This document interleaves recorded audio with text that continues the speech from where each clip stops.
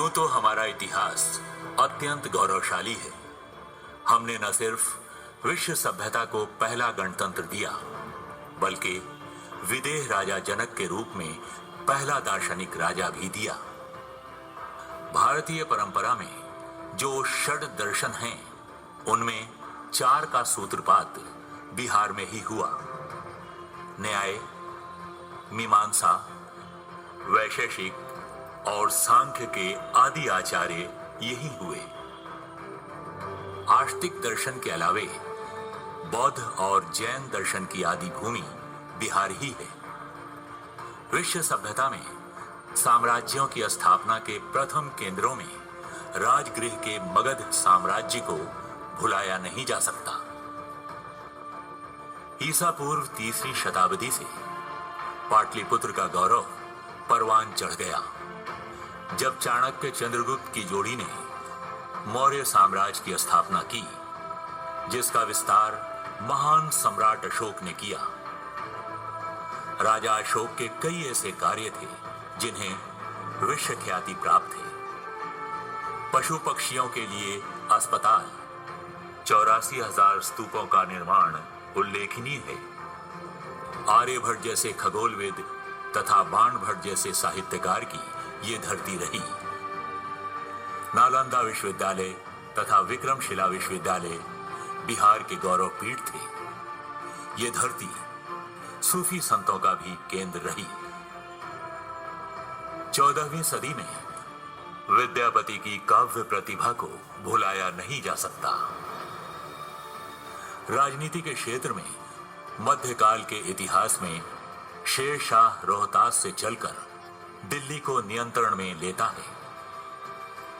इस बीच गुरु गोविंद सिंह को हम कैसे भूल सकते हैं, जिनके जन्म से पटना धन्य हो गया।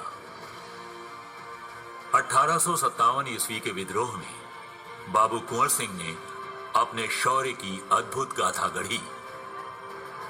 भारत में पहली बार 1916-17 में चंपारण की धरती पर सत्याग्रही गांधी का अवतरण हुआ और चंपारण का किसान आंदोलन महात्मा गांधी के नेतृत्वकारी अहिंसात्मक आंदोलन का प्रतिमान बन गया।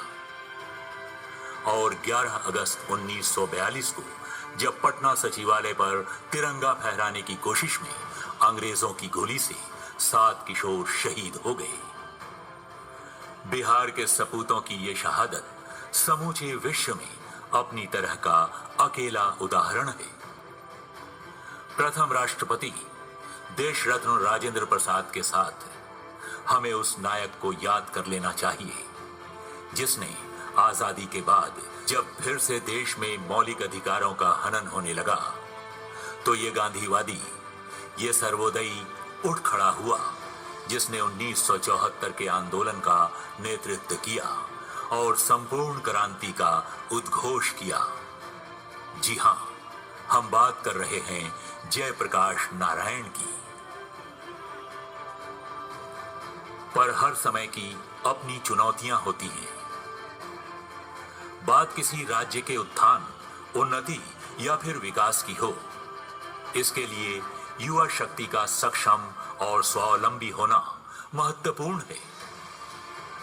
इन्हीं युवाओं और विद्यार्थियों को समर्थ और सक्षम बनाना बिहार सरकार का सपना है।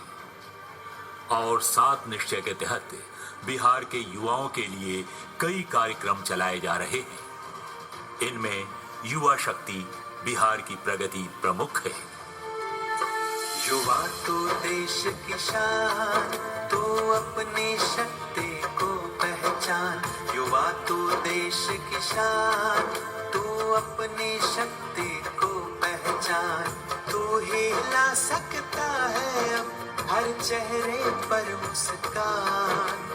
तू ही ला सकता है अब हर चेहरे पर मुस्कान।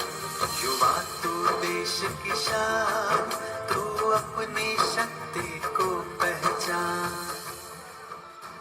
बिहार में युवाओं को उच्च शिक्षा के लिए स्टूडेंट क्रेडिट कार्ड, युवाओं को रोजगार ढूंढने में मदद करने के लिए स्वयं सहायता भत्ता योजना, युवाओं को कंप्यूटर, संवाद कौशल, एवं व्यवहार कौशल का प्रशिक्षण देने के लिए कुशल युवा जैसे कार्यक्रमों को 2025 तक चलाया जाएगा और साथ ही बिहार में उद्यमिता को भी बढ़ावा दिया जाएगा, जिससे कि युवा स्वयं उद्यमी बन सकें और अन्य लोगों को भी रोजगार अवसर उपलब्ध करा सकें। गरीबी के कारण माँ बाप अपने बच्चों को आगे नहीं पढ़ा पाते और पृष्ठभूमि में ये बताते थे कि 5वीं कक्षा के बाद तो लड़कियां बहुत कम स्कूल जाती, पोशाक योजना के चलते मिडिल स्कूल में गई और साइकिल योजना के चलते मैट्रिक और +2 तक पढ़ने गई। तो उसी प्रकार से +2 के बाद इसलिए नहीं पढ़ रही है कि घर में गरीबी है, माँ बाप भेज नहीं पाते। तो ऐसे बच्चों को बिना अपने माँ बाप पर बोझ डाले आगे पढ़ने के लिए 4 लाख रुपए तक की सीमा का स्टूडेंट क्रेडिट कार्ड उपलब्ध कराएंगे। और शायद इस देश में पहली योजना है बैंक के साथ कि हम सिर्फ 100% की गारंटी उनको नहीं दे रहे, हम सूद की भी गारंटी दे रहे हैं। 160% की गारंटी राज्य सरकार दे रही है और उसके बाद इस योजना को लॉन्च किया है। राज्य सरकार द्वारा बिहार की युवा पीढ़ी को आत्मनिर्भर बनाने एवं शिक्षा, कौशल विकास, रोजगार के अवसर प्राप्त करने एवं उन्हें सक्षम बनाने के लिए युवा शक्ति बिहार की प्रगति के अंतर्गत कई योजनाएं, कार्यक्रम एवं नीति प्रारंभ की गई हैं, जैसे संस्थानों में गुणवत्ता बढ़ाने की योजना। पिछले 5 वर्षों में जिला एवं अनुमंडल स्तर पर कई संस्थानों का निर्माण कराया गया है। इसी को आगे बढ़ाते हुए अब राज्य के प्रत्येक ITI एवं पॉलिटेक्निक प्रशिक्षण की गुणवत्ता बढ़ाने के लिए उच्च स्तरीय सेंटर ऑफ एक्सेलेंस बनाया जाएगा तथा सोलर ड्रोन तकनीक, ऑप्टिकल फाइबर एवं networking, transformer manufacturing, information technology इत्यादि जैसे कई क्षेत्रों में प्रशिक्षण दिया जाएगा। इन संस्थानों से प्रशिक्षण प्राप्त छात्रों की बाजार में मांग रहेगी तथा इन्हें बेहतर रोजगार के अवसर उपलब्ध होंगे। वैसे युवा जो ITI एवं पॉलिटेक्निक में नहीं पढ़ रहे हैं और नए कौशल का प्रशिक्षण पाना चाहते हैं, उनके लिए हर जिले में कम से कम एक मेगा स्किल सेंटर खोला जाएगा। यहाँ पर लोकप्रिय एवं उपयोगी स्किल्स तथा apparel making, refrigeration, air conditioning, solar panel mechanic, beauty एवं वेलनेस ट्रेनिंग, बुजुर्गों एवं मरीजों की देखभाल के लिए केयर गिवर जैसे क्षेत्रों में अल्प अवधि का रोजगारोन्मुखी प्रशिक्षण दिया जाएगा, जिनकी बाजार में मांग रहती है। प्रत्येक प्रमंडल में टूल रूम एवं ट्रेनिंग सेंटर स्थापित किया जाएगा। इस रूम में कई क्षेत्रों के नवीन एवं अत्याधुनिक मशीनें एक स्थान पर उपलब्ध रहती हैं। इनमें ITI एवं पॉलिटेक्निक शिक्षण प्राप्त युवाओं को अत्याधुनिक मशीनों पर नई तकनीक की ट्रेनिंग दी जाएगी। 10वीं एवं 12वीं पास युवक के लिए भी इस तरह के दीर्घकालीन प्रशिक्षण की व्यवस्था होगी। इनसे प्रशिक्षण पाने के पश्चात युवाओं को उच्च तकनीक वाले क्षेत्रों में रोजगार मिलने में सहूलियत होगी। स्किल डेवलपमेंट तथा उद्यमिता पर विशेष बल देने हेतु एक अलग विभाग स्किल डेवलपमेंट एवं उद्यमिता विभाग का गठन किया जाएगा, जिसमें औद्योगिक प्रशिक्षण संस्थानों ITI और पॉलिटेक्निक को समाहित किया जाएगा। उद्यमिता को बच्चों के कोर्स करिकुलम का हिस्सा बनाया जाएगा, जिससे कि राज्य में उद्यमिता संस्कृति का और विकास हो सके। युवाओं को अपना व्यवसाय अथवा उद्योग लगाने के लिए 7 लाख तक के ऋण पर 7% का ब्याज अनुदान दिया जाएगा, ताकि वे स्वयं उद्यमी बने तथा साथ में दूसरों को भी रोजगार दे सकें।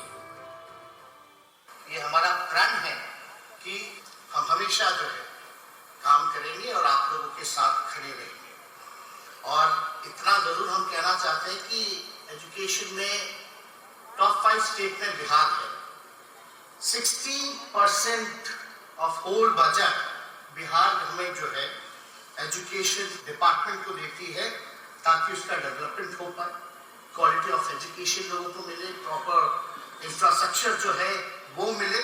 तो टॉप 5 स्टेट्स में जो सरकार शिक्षा में 16% जो है बजट का अपना देती है, तो ये काफी अच्छी बात है और ये दिखाता है कि हमारी जो सरकार है शिक्षा को लेकर के गंभीर है और सबसे ज्यादा बजट जो है शिक्षा विभाग को दिया जाता है।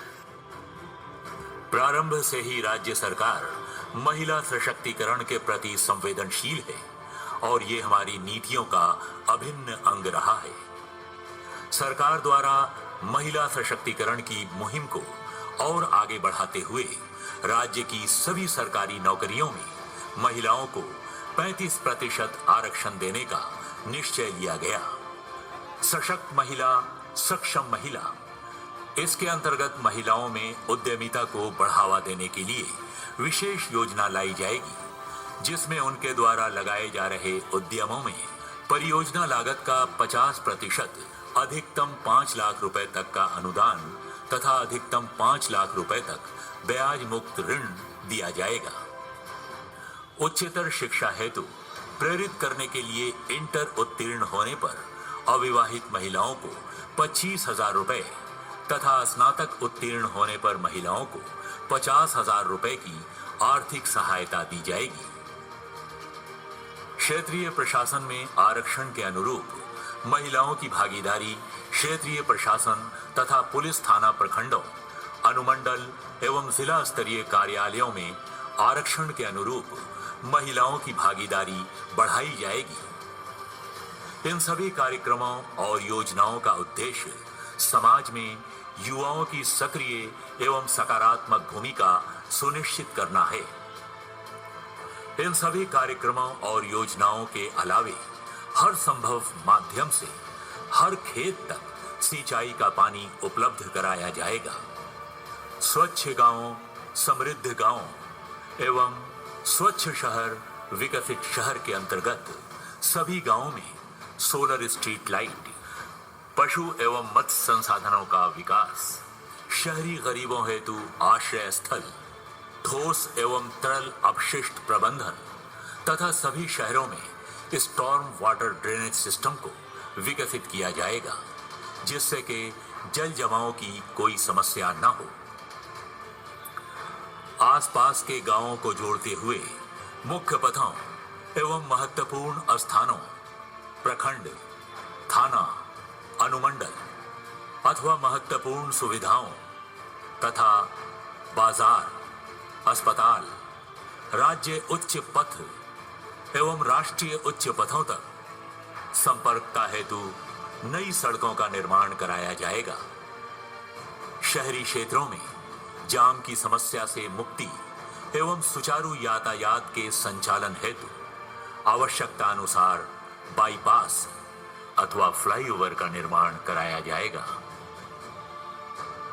बिहार का गौरवशाली अतीत रहा है और आज फिर से इन युवाओं के कदम उन्हें उज्जवल भविष्य की दिशा प्रदान कर रही है और वो दिन दूर नहीं जब हर युवा न केवल बिहार एवं भारतवर्ष बल्कि पूरे विश्व के सर्वांगीण विकास में अपना अमूल्य योगदान करेगा।